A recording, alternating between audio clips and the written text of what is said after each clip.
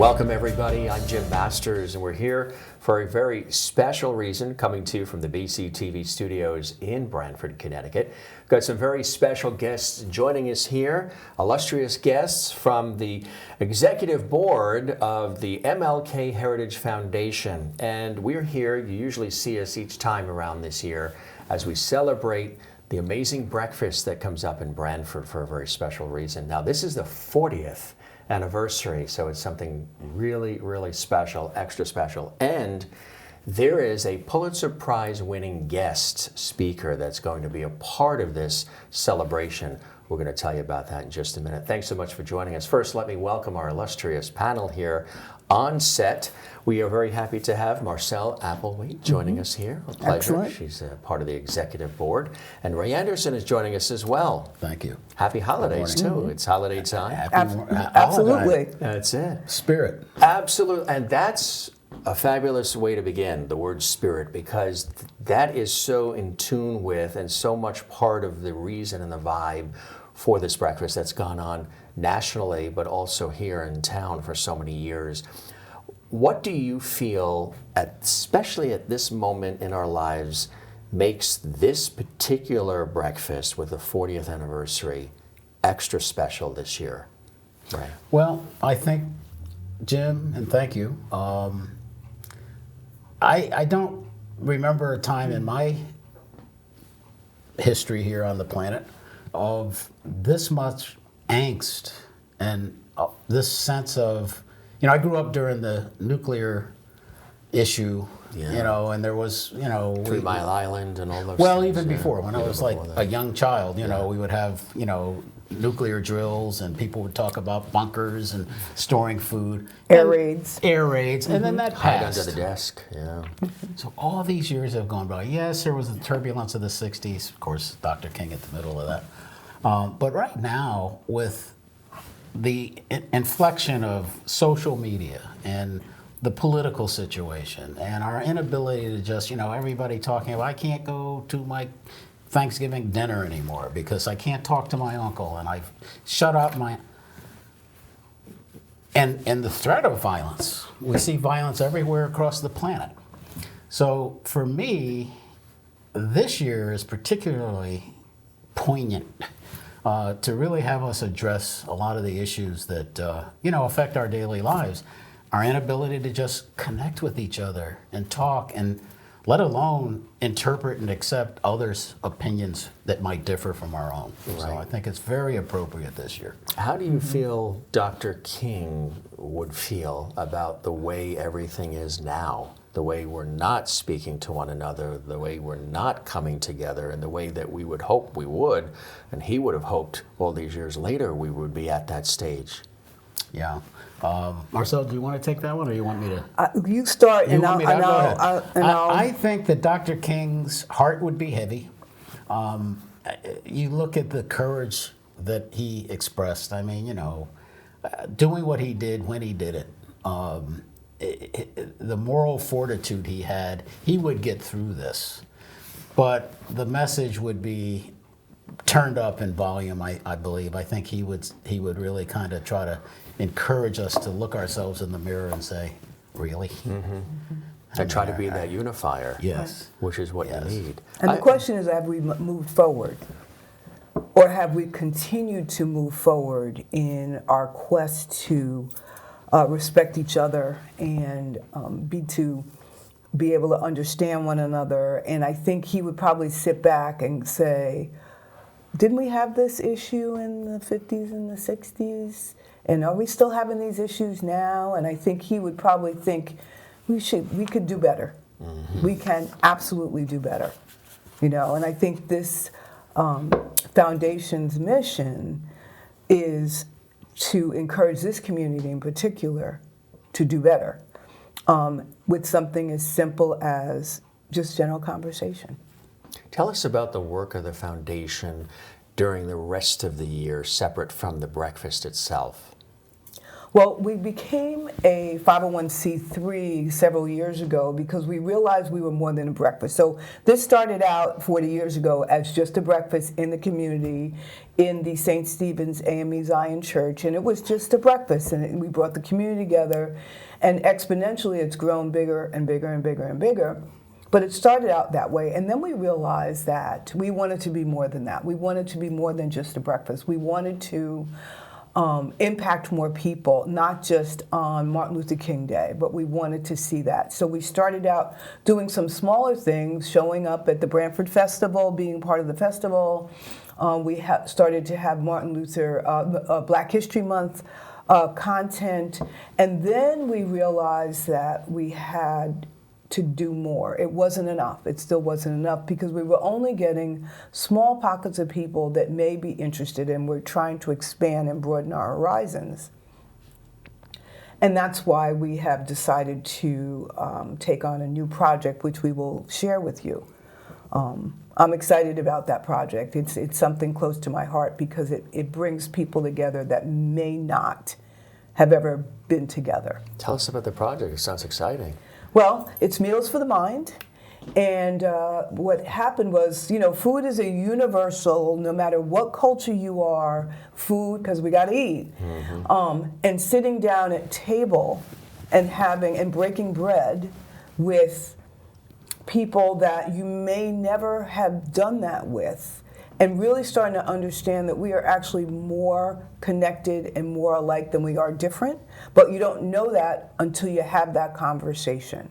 We all want the same things. We want to be happy, we want to be healthy, we want our children to thrive, we want to feel safe, and it doesn't matter who you are, what your culture is, that is a universal unifier, that we all want the same thing.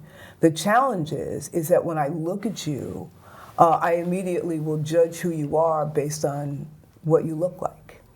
I personally had a situation where I categorized a person. It was an older African woman that I met in church, and I actually thought I knew her until we went somewhere together, and she showed a side of her. Not only was she very educated, world-traveled, lived all over the world, lived in Paris, lived in Berlin and whatnot. But by looking at her, you wouldn't know that. And I think this is where we get into issues, is that we judge people quickly based on their appearance and don't give them enough time to really figure out who they are. And so having these meals for the mind, we sit down and we just have a wonderful catering from the culinary department, Mindy Baker at Branford High School, who provides all the foods and the setup, and then we just kind of broach some questions. And we've had, four? I believe four now. 3 or 4? 4. I think. Is it 4? I think it's 4. And they've all been very different because there's different participants. But what we're finding is that people want more. They want that option because our social media, even though we have all these ability to connect, people are more disconnected than ever. They are, absolutely. More disconnected than ever, and I think sitting down with a meal is a great way to break the barrier. There's nothing like going to a diner and having a tuna melt and a cup of coffee and talking, Right. having the phones off and everything. Just don't check the texts. They'll be there when you're done with your Absolutely. lunch. Right. We do need to. I think there's a lot of people that are craving that, and one of the Yes, that's beautiful the things feedback we're about the getting. breakfast Yep. is it gives opportunities for people here in the community to congregate, collaborate, come together for something very important, very special, and unique. The breakfast itself is also pivotal to the foundation, right?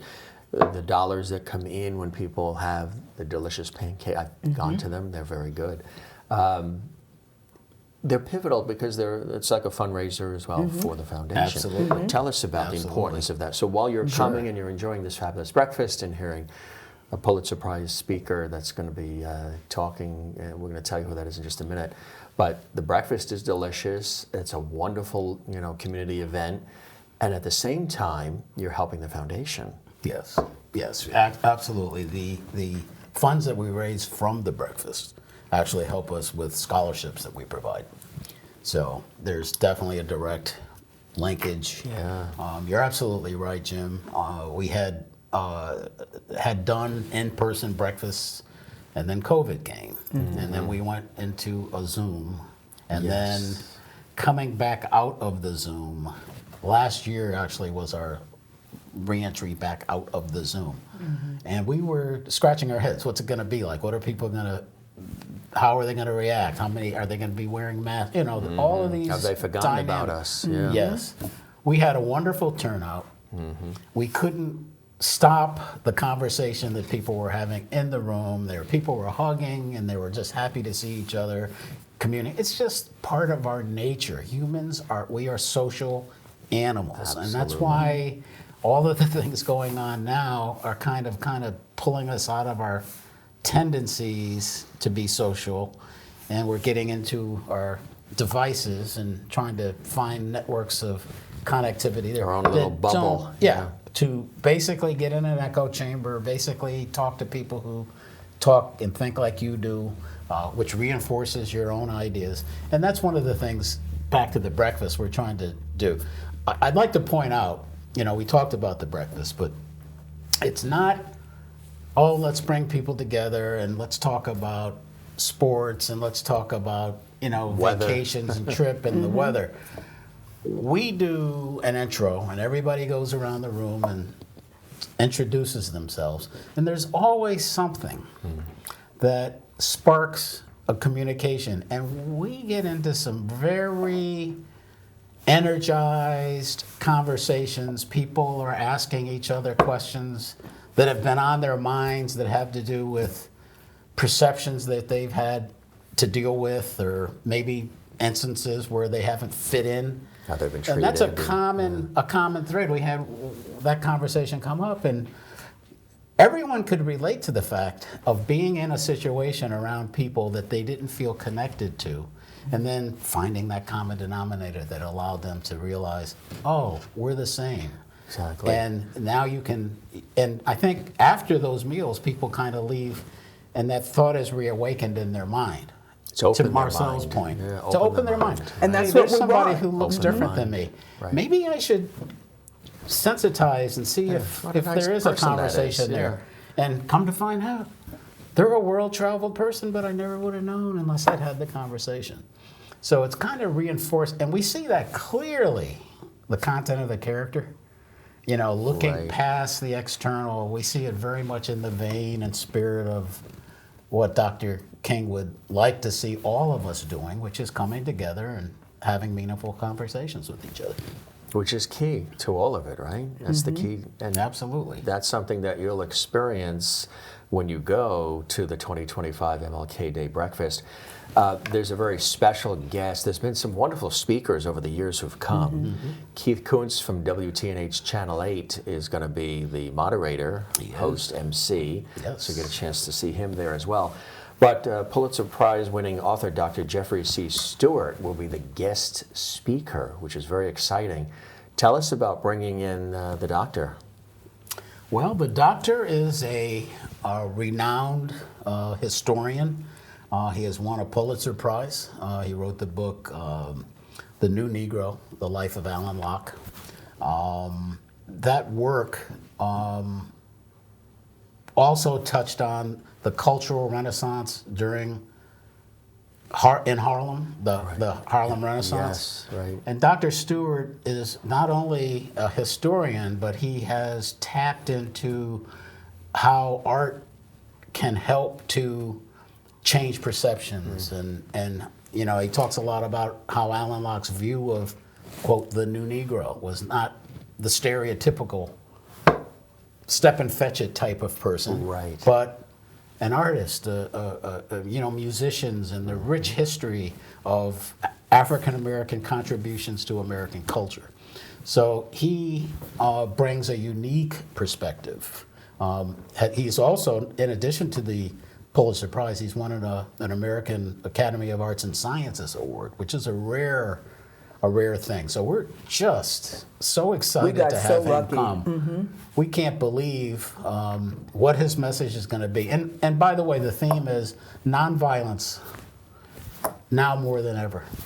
Perfect. So we feel that that's just so, on the point of what we had talked about earlier, the issues in society in general today.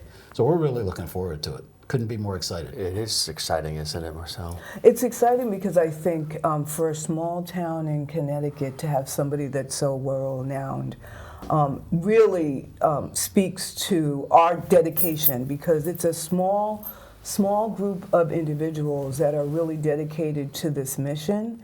And so, there are periods of time, because we're so small, and we realize that because we're small, we are interdependent on one another really tightly.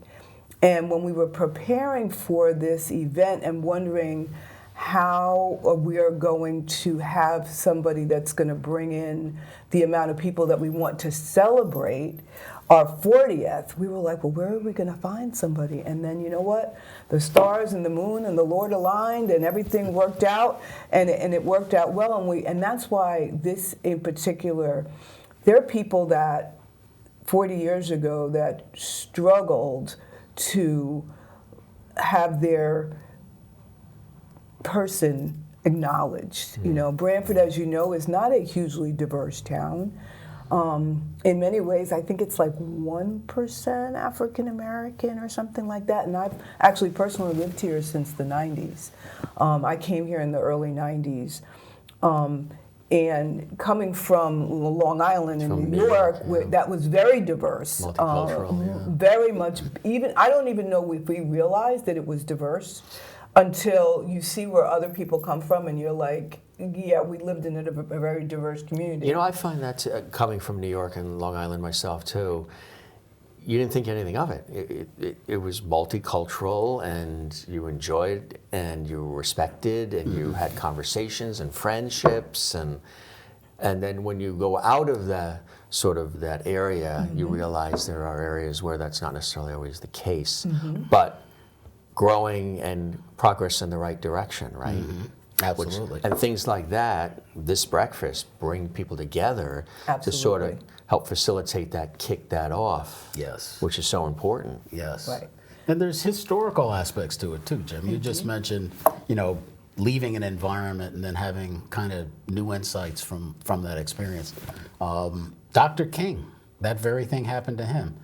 He left the South and he went to none other than Connecticut, worked in a tobacco farm, and one of the takeaways he had was realizing the difference in how he was treated as an African American here versus where he had been down in the South. That fueled his passion. He became I think a bishop or something. I mean, he became involved in the religious aspect of the community there, and it fueled and opened his eyes to possibilities. And we know he had the capability of dreaming, so we can see there's a lot of historical threads that run through Connecticut. Even if you look back at the breakfast, it really started at St. Stephen's AME Zion Church. Now the AME Church, it's a church of of freedom.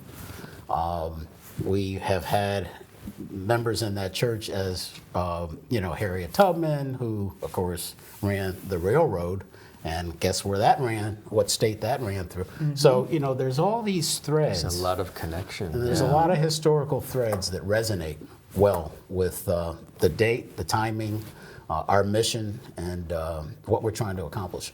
It's really, when you think about it, I mean, having gone to them, like you said about some of the conversations that develop and some of the things that people feel comfortable to share at the breakfast, it's extraordinary, because I've seen where people, when the pancakes are through and everything is done with the food part and the laughter and everything, these conversations are happening. Yeah. People don't want it to even end. Right. Right. They don't want it to end. Right.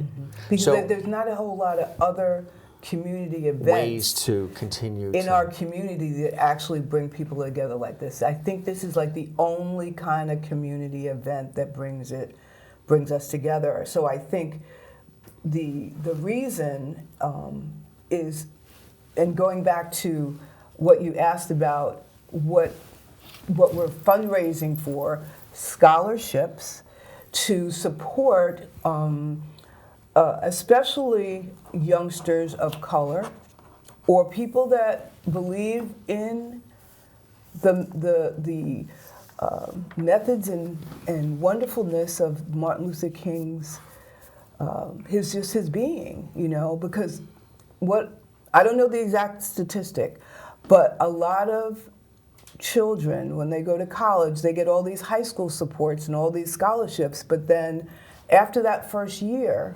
especially youngsters of color, they don't have the support. So one of the things that we do is try to support these teens through their 4 years. yeah. As opposed to just here's your little scholarship and never see you again, because we're not going to support you, because a lot of African American students drop out because of finances. Sure. Because of finances. Right. And we realized that was a important piece of what we wanted to do different than just giving a scholarship and then letting it end there. So we really want to develop relationships, because what we found at the Meals for the Mind dinners is that we need a variety of ages at the table, as well as different people, different races, different sex. Do you see what I'm saying? Yes. It's not just, Right. we have to have the 20-somethings, the 30-somethings at this same table, because they have a different perspective than we do. Mm-hmm. And we also don't want to get stuck in the, we all think that we've been around the block so we know what's right. And the reality is they have a different perspective, and we have to sit back and go, well, that is actually accurate and true. And so that's why the diversity of having different speakers, looking at having different people at our Meals of the Mind table. We are really looking for the community. And then we're also looking for not only people to donate to help with the scholarships, but also help with the Meals for the Mind. You could, some people might want to donate their home space to have it, or donate to pay for a dinner. Because we did get some funding through the Community Foundation, the ARPA funds, to be able to do this, because we were small and we didn't have a whole lot of, and we needed, in order to do more, you need to have more. Right. And I think having the funding from the ARPA funds through the Brantford Community Foundation, that actually got our engines revved, because we were like, okay, well, we have some money. And for a while we were like, well, what are we going to do with it? We were kind of like almost afraid to spend it. But then we came up with this idea. Which is fantastic. And each of the dinners actually make us think, well, what do we want to do different the next time? We evaluate them, we look at them, we talk about how do they go, what can we do different, who do we need to bring to the table? And I think what we're going to find is more and more people that want to be involved, because every person that has gone to the dinner has said they would do it again, and they want to let somebody else that they know about this so they could participate as well. So what we're hoping is this is going to expand, and that we make it a monthly thing every single month. Right now, the Blackstone Library is supporting us with a location. Like I said, the Brantford High School Culinary Department is actually supporting us with providing the food. Or the services for the food, but we're looking to expand, because I think this is what we need as a community. We totally need to talk. Absolutely. And I know people don't like to use the term safe space or psychologically safe space, but we also talk about that because we really want people not to feel offended by conversation that they might not understand. Does that make sense? Mm-hmm. Yeah. You know? Right. Right, it does, yeah. Yeah. You create the environment where you're welcome and come And on even if in. you don't agree, and that's the thing, we have to find a way to respectfully not agree with one another. We have to really be able to listen to understand rather opposed to listen to respond. Exactly. But that takes you to sit down for a It minute does. and actually allow your brain to process what you're hearing. I want to let folks know that you can get tickets to this incredible event. It's the 2025 MLK Breakfast. It's really something. This is happening nationwide, but this is the Brantford version, which is really special. 40 years. Tickets to hear Dr. Stewart as well, who won, again, both the Pulitzer, which is amazing, and the National Book Award for his biography that we talked about, The Harlem Renaissance. This is really special. $20, and it includes the full breakfast. And it's a good breakfast, pancakes and bacon.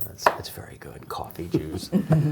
Student tickets are just $5, and they can go online, right? You can go online to get. We have a new website, MLK. MLKheritage.org. .org. Brand new, MLKheritage.org. spanking, beautiful, Beautiful new. beautifully, launched website. That's hot off the presses. We can link through there. We can talk about the breakfast. We also, Marcel mentioned expanding. We always are looking for volunteers. Yes. We're looking for Yeah. sponsors for the Yes. breakfast. We're looking for donations. Yep. So we're looking for board members. So all of that can now be accessed through our website. And the location again? It's MLKheritage.org. And the event begins at 8:30 a.m. and will be moderated by Keith Kuntz of News Channel 8.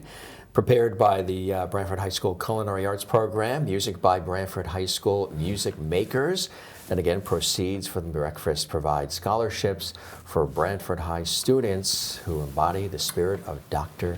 King. It's really incredible. And the location again?